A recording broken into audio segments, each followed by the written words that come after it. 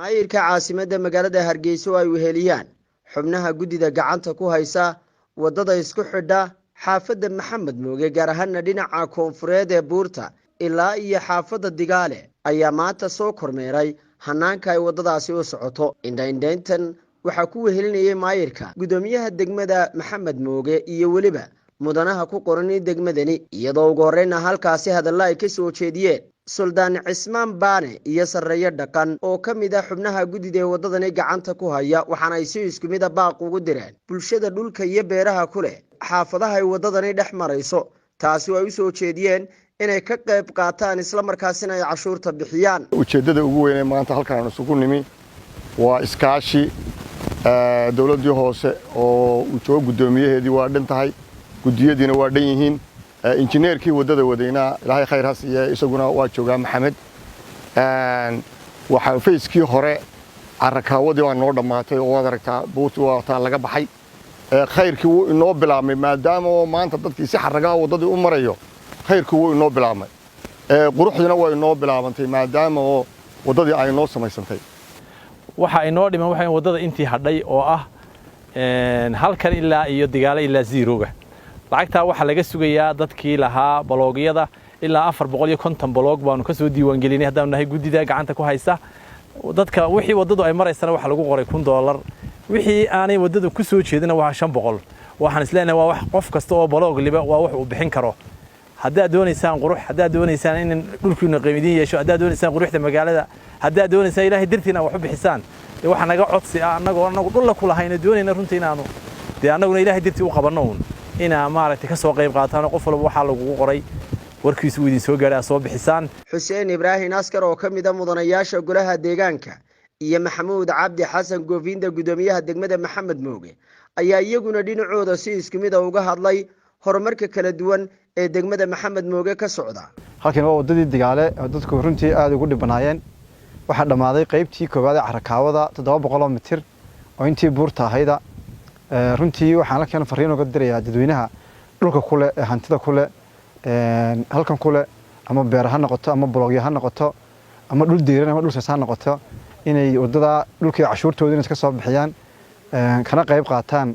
contribution-kii ama qaaraankii wadada loo ururinayay si qof kastaaba uu wadada dhameystirkeeda loo gaaro la joogtay waxaan ku soo tusnay horumarka ama wax qabadka ka socda degmada oo ay ka tahay degmadii oo imika meel wanaagsan maraysa dhismaheedii waxa kale iyaduna maanta noo farxada inaan dul taaganahay buurtii kala jeexnayd ee Maxamed Mooge buurta kala jeexan Hargeysa midun baa la yaqaanay waa buurtii kala jeexnayd ee Maxamed Mooge oo ku xidhmaysa ilaa iyo Digaale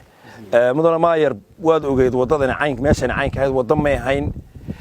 iska daa baabuurta iska daa maaragtay gaadiidko dadka iyo hawayaanka ku dhibanaa ilaahay baa mahad leh waxa mahadda iska leh ilaahay iyo gudidii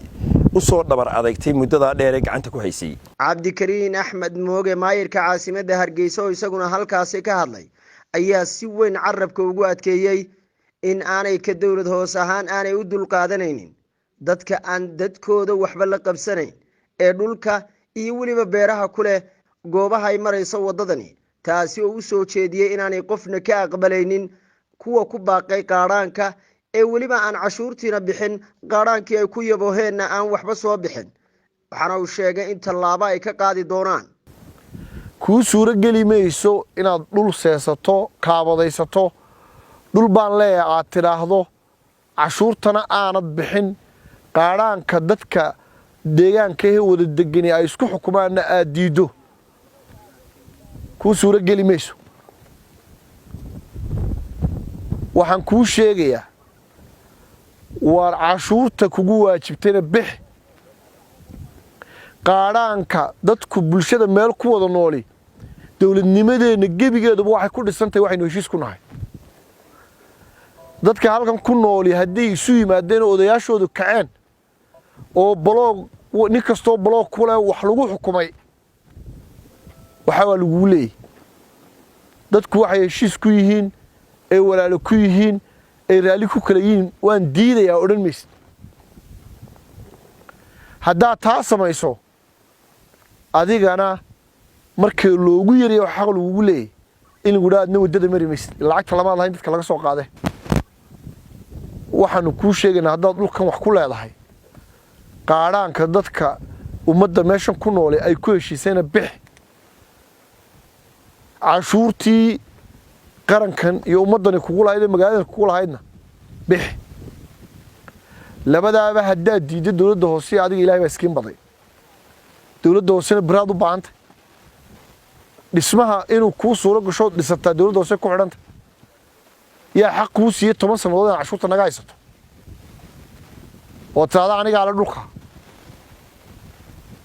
war qof walba wixii dhul waxaad ku leeday markaad cashuurtana bixiso dhisato 6 bilood gudahood haddii intaa lagaa waayo oo dawladdu kugu dul qaadatay adigoo 6 bilood dhisin oo saas ku xidhay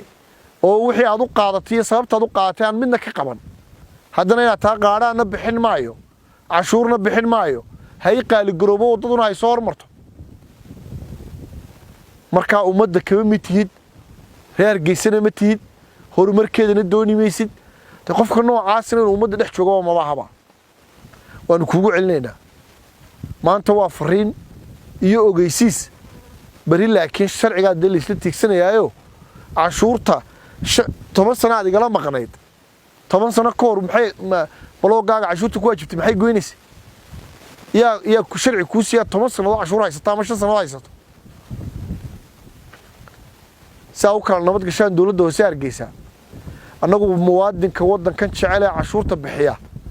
iyo saboolka ku dhex nool ee annaga xaq noogu leenaanu isaga wax tarno